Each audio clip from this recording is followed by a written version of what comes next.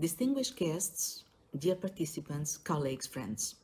It is a great honor for me to help kick off this fourth Paraguay Space Conference, focusing on a topic that always deserves considerable attention, the benefits of space science and technologies.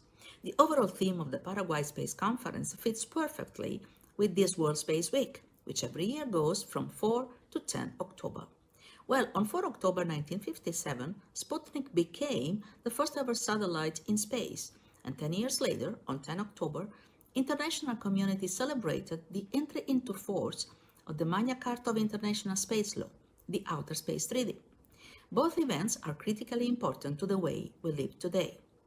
Through the Outer Space Treaty, other UN treaties and frameworks, the space community jointly ensures responsible and peaceful conduct in an environment that we consider global common, a heritage of all humankind.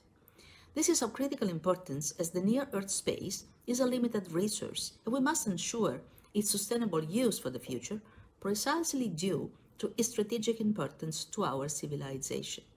And this is not something we have always considered, especially since at the beginning of the space age, little was understood about the potential of satellites to benefit humanity beyond space science. Today, we much better recognize that the hardware we have been sending to space has become a game changer.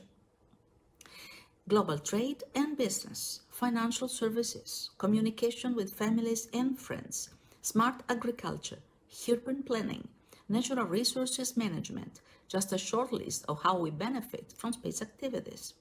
And satellites also help us address most pressing issues we face as humanity. Right now, we are living in an unprecedented health and information crisis with the global pandemic ranging across all continents.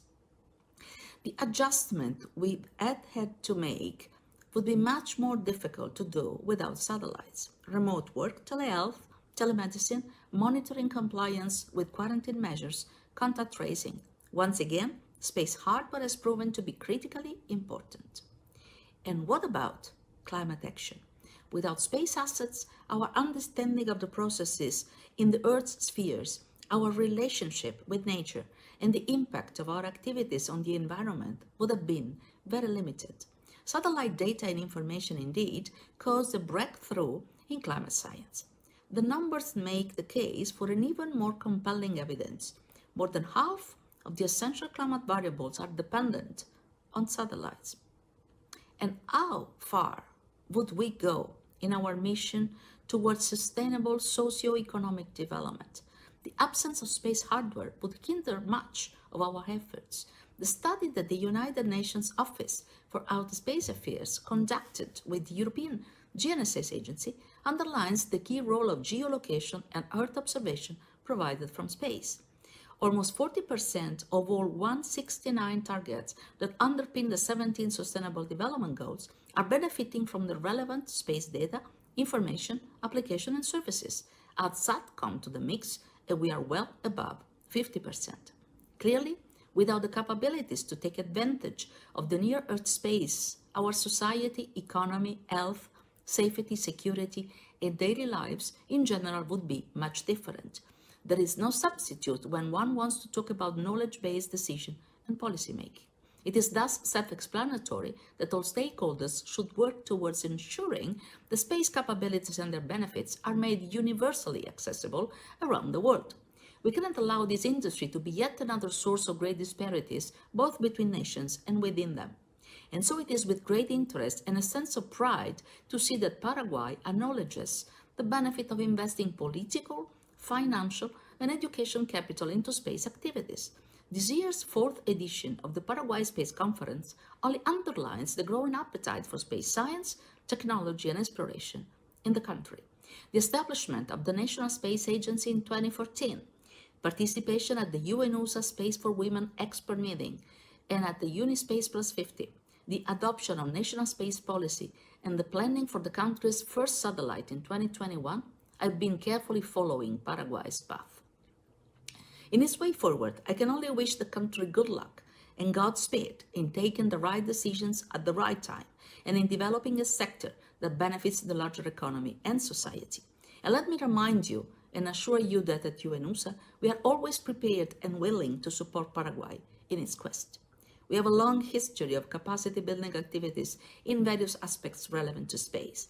Through our Access to Space for All initiative, we support UN member states in developing space capabilities through hands-on experience. Through UN Spider, we are instrumental in accessing and utilizing space assets for disaster management.